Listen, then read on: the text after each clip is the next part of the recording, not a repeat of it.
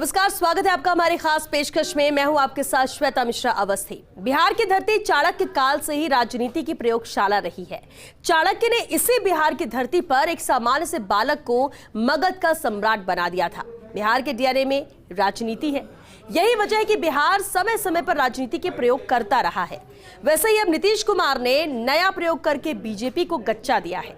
जानकार यही कह रहे हैं कि नीतीश ने इससे एक तीर से दो निशाने साध लिए हैं। इनमें एक तो कमंडल की राजनीति से मंडल की राजनीति कर अपने जनाधार को बढ़ाने की कोशिश करना, वहीं दूसरा 2024 के लिए मोदी के समक्ष खुद को पीएम पद के चेहरे के लिए प्रस्तुत करना। हालांकि दांव कितना सटीक बैठेगा ये तो 2024 में बताएगा, लेकिन नीतीश के मन में 2024 का लड्डू फूट रहे हैं। और आज की हमारी खास पेशकश नीतीश के मन में 2024 के लड्डू इसी पर।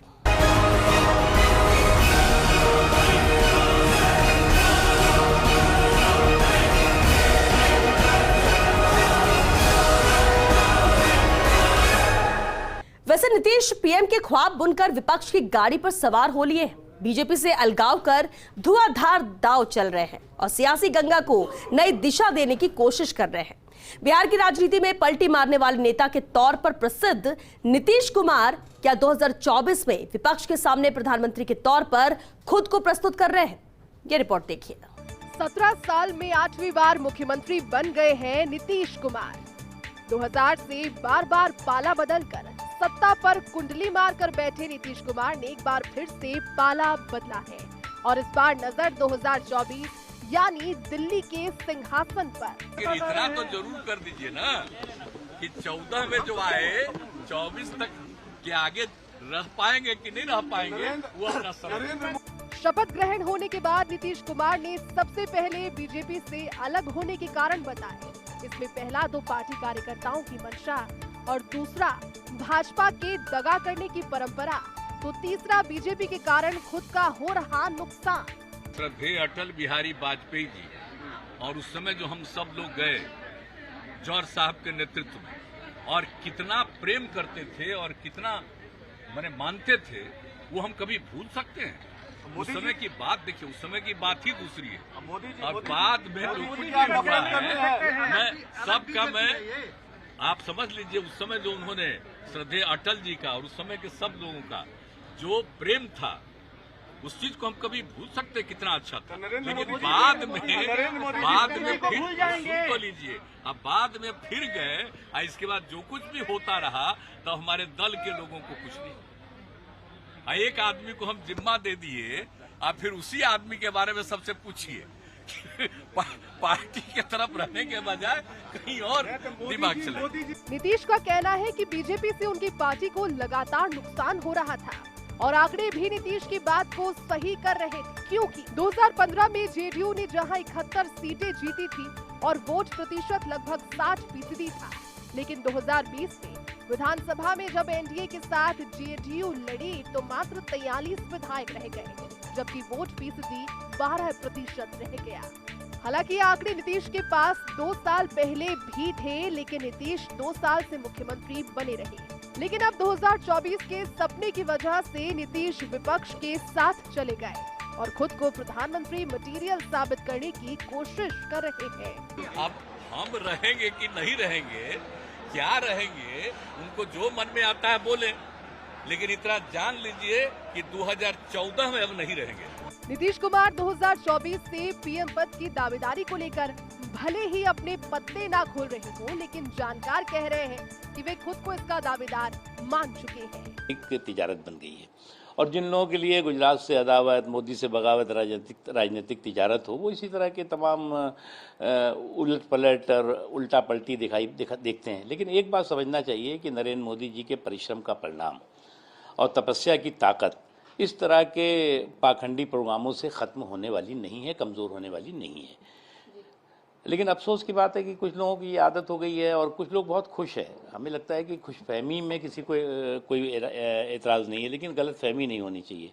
और उन लोगों जो लोग बहुत खुश हैं, बेगानी शादी में अब्दुल्ला दीवानी की तरह नाच रहे हैं, उन्हें समझ लेना चाहिए कि काट की हांडी आप चढ़ाते रहो, बार बार चढ़ाते रहो और चढ़ाने के बाद उसका क्या हश्र होगा वो भी देख लेना।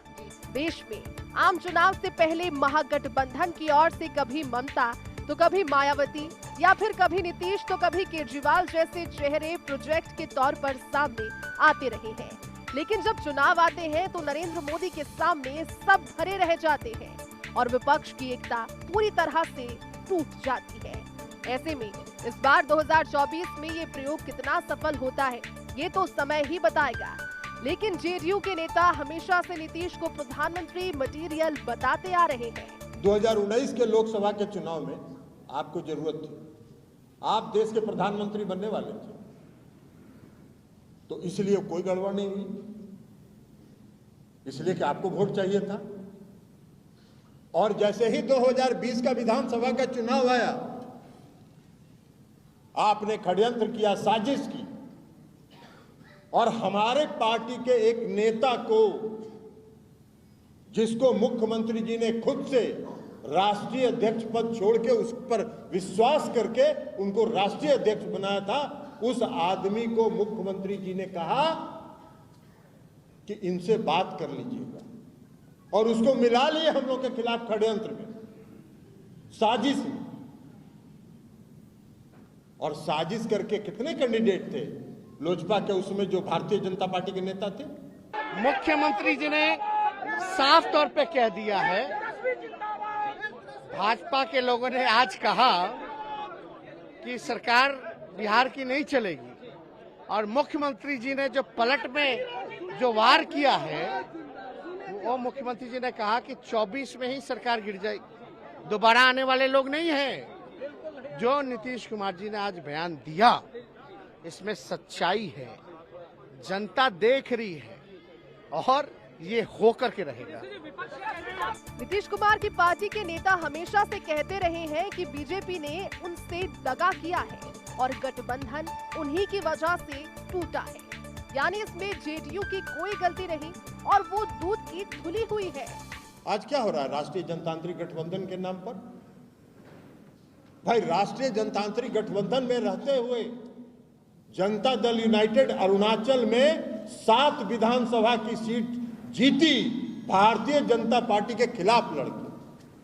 आप सत्ता में बन गए, वहां सरकार बना ली आपने, कोई दिक्कत नहीं थी। हमारे विधायकों ने भी लिखित समर्थन दे दिया कि हम राष्ट्रीय जनतांत्रिक गठबंधन में है, जो यहां सरकार बनी है उसका हम समर्थन करते हैं। उसके बाद 6 गो विधायक को तोड़ दिया। गठबंधन धर्म का पालन कर रहे थे। यही गठबंधन धर्म अटल जी ने जो निर्माण किया था एनडीए का, यही गठबंधन धर्म था। ये गठबंधन धर्म नहीं था।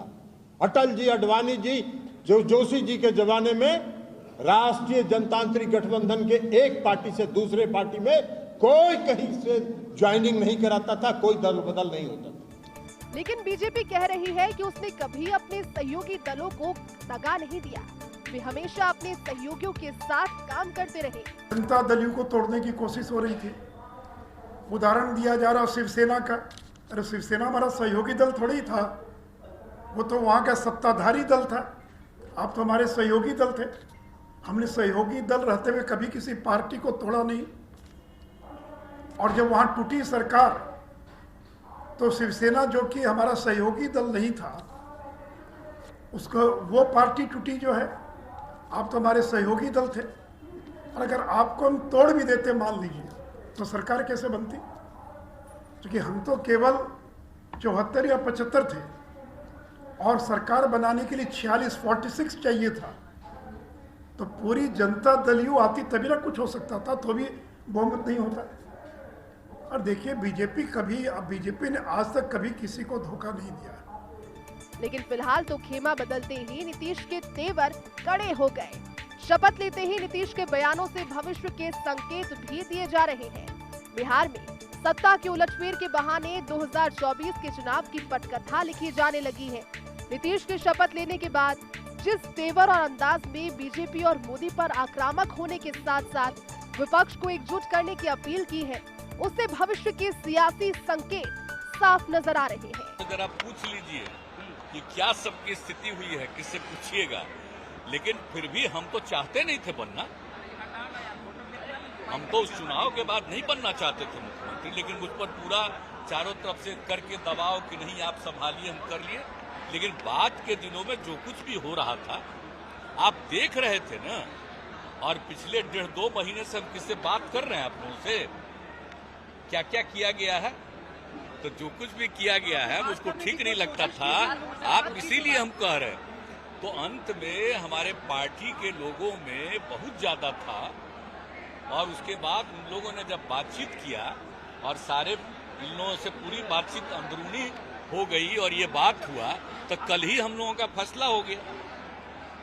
अब हो गया, और देख लीजिए, अब सोच लीजिए, जो वापिस फिर वहीं चले गए। आज जहां पर जब था, तो आप जरा सोचिए ना, हम लोगों का 15 में कितना सीट जीते थे, आज जब इन्हीं लोगों के साथ चले गए तो क्या हुआ है, 20 में क्या स्थिति हुई थी, तब तो सब हो ही न गया। माना ये जा रहा है कि नीतीश ने बिहार में जिस तरह से सभी छोटे बड़े तमाम विपक्षी दलों का समर्थन जुटाया है, जिसमें आरजेडी से लेकर कांग्रेस और लेफ्ट पार्टियां तक शामिल है, वो 2024 के लोकसभा चुनाव में बीजेपी के खिलाफ विपक्षी गठबंधन का एक मॉडल हो सकता है। लेकिन सवाल भी ये है कि पीएम पद के लिए विपक्ष की ओर से कितने दूल्हे घोड़ी पर चढ़ने की तैयारी कर रहे हैं, क्योंकि फिलहाल एक ही नहीं कई चेहरे इस कुर्सी के ख्वाब देख रहे हैं। ऐसे में क्या 2024 तक विपक्ष मजबूत हो गया, या फिर हमेशा की तरह मोदी के सामने धराशाही हो जाएगा, ये तो भविष्य के गर्त में छिपा है। लेकिन सच तो फिलहाल ये है कि बिहार की राजनीति में आखिरी बारी खेल रहे नीतीश कुमार 2024 में पीएम के मुंगेरी लाल वाले सपने अभी से देखना शुरू कर चुके हैं। Bureau report, first India news.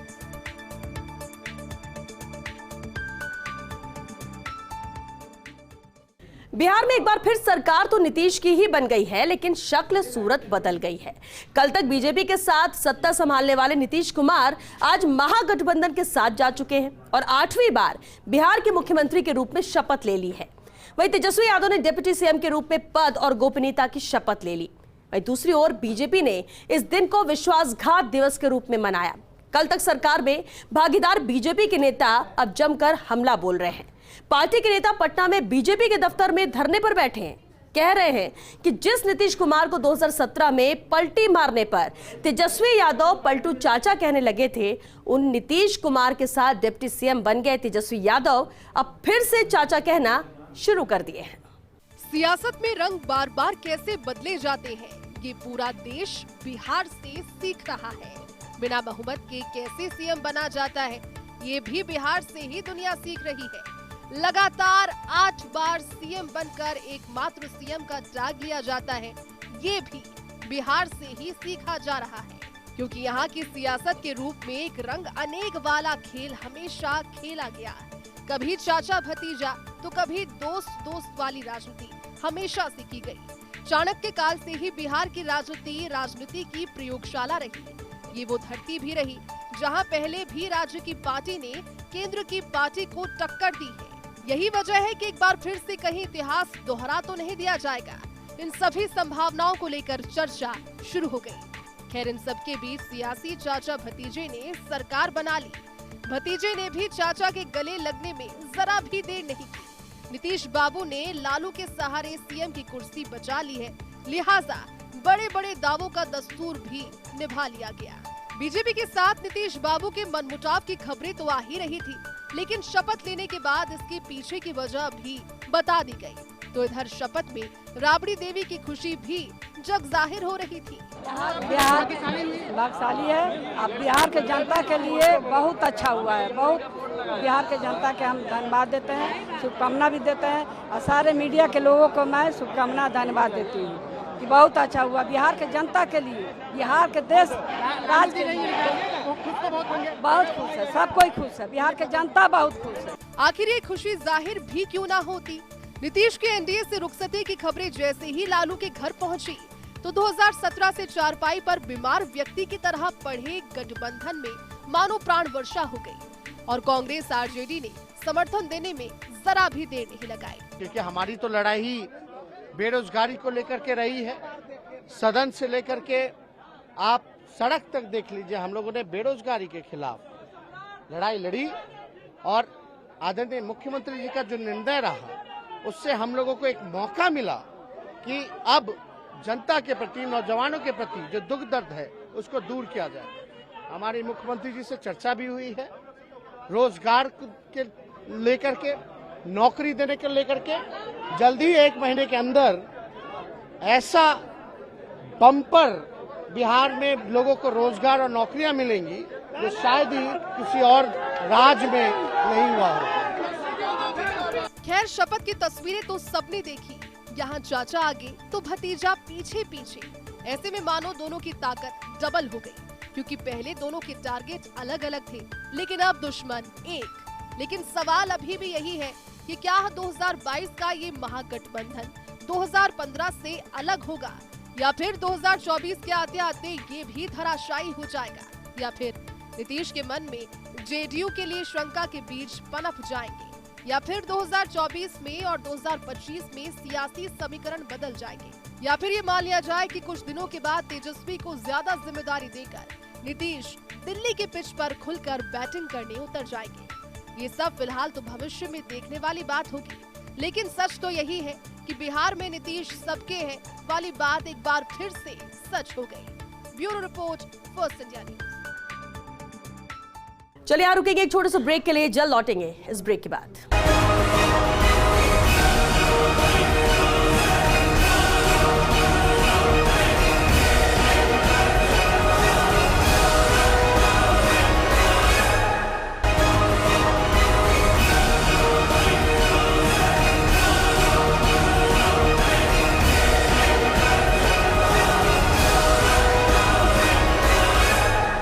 Break के बाद एक बार फिर आप सभी का बहुत स्वागत है। नीतीश के शपथ ग्रहण में खास तौर पर कई रंग देखने को मिले। इसमें जोश और उत्साह था तो सम्मान का भाव भी था।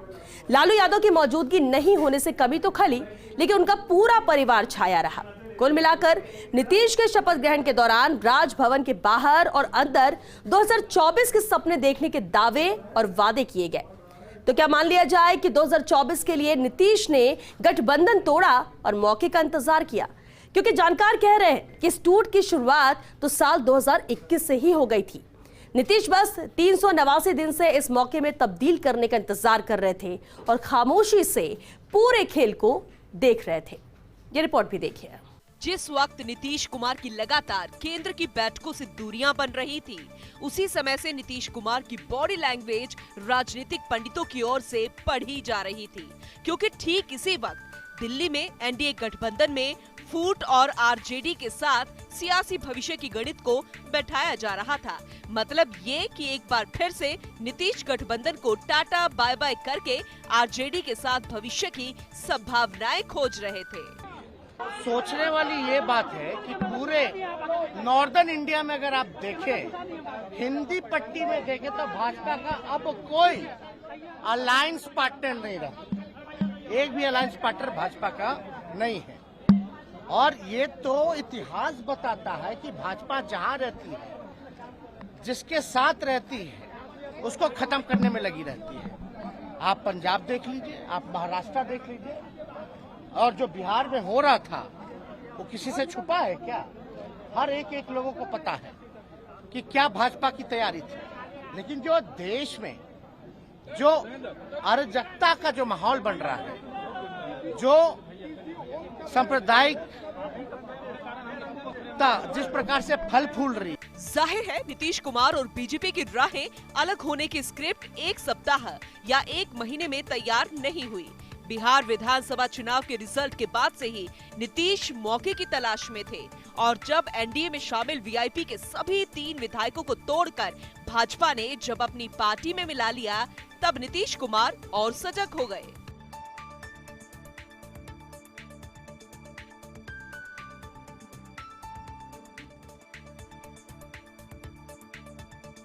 वैसे बिहार की एनडीए सरकार और जेडीयू में खटपट तो लंबे समय से चल रही थी, लेकिन इसकी आरसीपी सिंह के इस्तीफे के समय रिश्तों में पड़ी गांठें दुनिया के सामने आ गई थी, और इसके बाद इस पर और मुहर लल्लन सिंह के एक बयान ने देकर लगा दी थी। वहीं आरसीपी सिंह पर आरोप मढ़कर जेडीयू की नाराजगी सामने आ गई।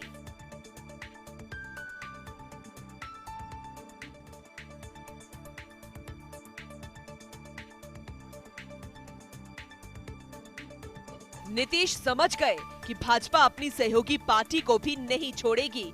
ऐसे में महाराष्ट्र के घटनाक्रम ने उनकी आशंकाओं को और मजबूत कर दिया। यही वजह है कि महाराष्ट्र में उद्धव सरकार का गिरना और आरसीपी सिंह से बढ़ती बीजेपी की नजदीकियों ने नीतीश को और डरा दिया और फिर नीतीश ने खामोशी को अपनी राह बनाकर बिहार में बड़ा खेला कर दिया।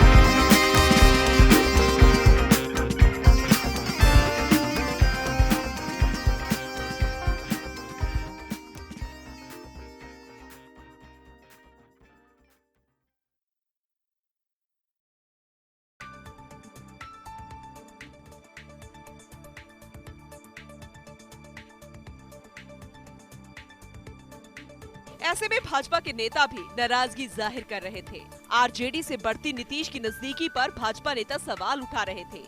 राज्य के नेताओं की सरकार और प्रशासन में सुनवाई नहीं हो रही थी। भाजपा नेता सुशासन को लेकर सवाल उठा रहे थे, क्योंकि विधानसभा चुनाव में सबसे ज्यादा 74 सीटें भाजपा ने जीती थी। 43 सीटें नीतीश कुमार की पार्टी को मिली थी। फिर भी बीजेपी ने नीतीश कुमार के नेतृत्व में सरकार बनाई, लेकिन 1.5 साल में भाजपा खुद को दूसरे नंबर की पार्टी समझने लगी। ऐसे में बीजेपी अपने दम पर सरकार बनाने की तैयारी में जुट गई। वहीं कुछ दिनों पहले केंद्रीय गृह मंत्री अमित शाह और भाजपा के राष्ट्रीय अध्यक्ष जेपी नड्डा ने पटना में एक भाषण देकर नीतीश की नाराजगी को बढ़ा दिया था। भाजपा कार्यकर्ताओं को संबोधित करते हुए जेपी नड्डा ने कहा कि भारतीय जनता पार्टी के विरोध में लड़ने वाली कोई राष्ट्रीय पार्टी बची नहीं और देश से अब सारी क्षेत्रीय पार्टियां खत्म हो जाएंगी। हम एक ऐसी पार्टी है जो आइडियोलॉजिकल बेस्ड है, वैचारिक पृष्ठभूमि पर हम खड़े हैं। मैं बार बार लोगों को बोलता हूं, देखो अगर ये विचार नहीं होता ना तो हम इतनी बड़ी लड़ाई नहीं लड़ सकते थे, और सब लोग मिट गए, समाप्त हो गए, और जो नहीं हुए वो हो जाएंगे। रहेगा तो फिर बीजेपी रहेगी।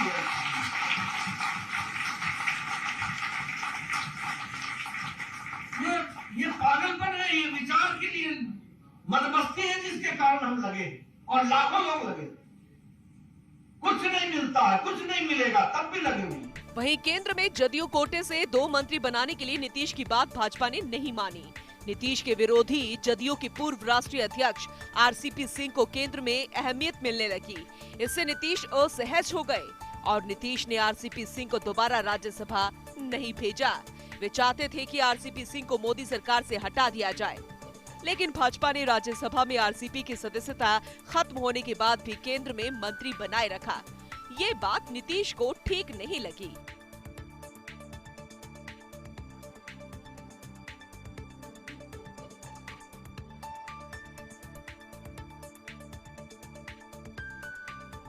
वहीं राज्य में केंद्रीय मंत्रियों के आयोजनों में नीतीश कुमार को अहमियत नहीं मिल रही थी।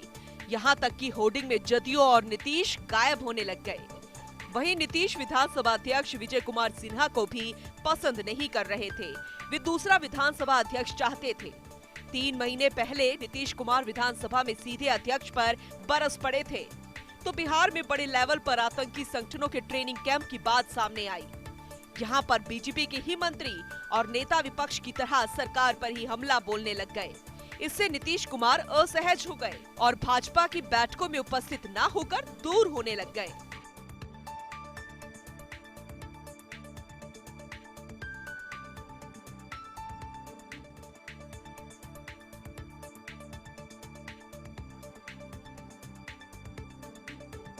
ऐसे में बीजेपी ने आरसीपी सिंह की राज्यसभा न भेजने को लेकर उनकी नीतीश के प्रति नाराजगी भांप ली थी। राज्यसभा में न भेजे जाने से नाराज आरसीपी सिंह भी बीजेपी के साथ हो लिए थे। वे लगातार जदयू के विधायकों से संपर्क कर रहे थे। आरसीपी सिंह जेडीयू के नेताओं के हिसाब से उन्हें नुकसान पहुंचाने वाले दूसरे चिराग पासवान बनने वाले थे। ऐसे में नीतीश बिहार में बड़ा खेला कर गए और भाजपा को अंदर खाने भनक ही नहीं लगने दी। Bureau report, first India. और चलिए इसी के साथ हमारे खास पेशकश में आज के लिए बस इतना ही। दीजिए पूरी टीम को इजाजत। नमस्कार।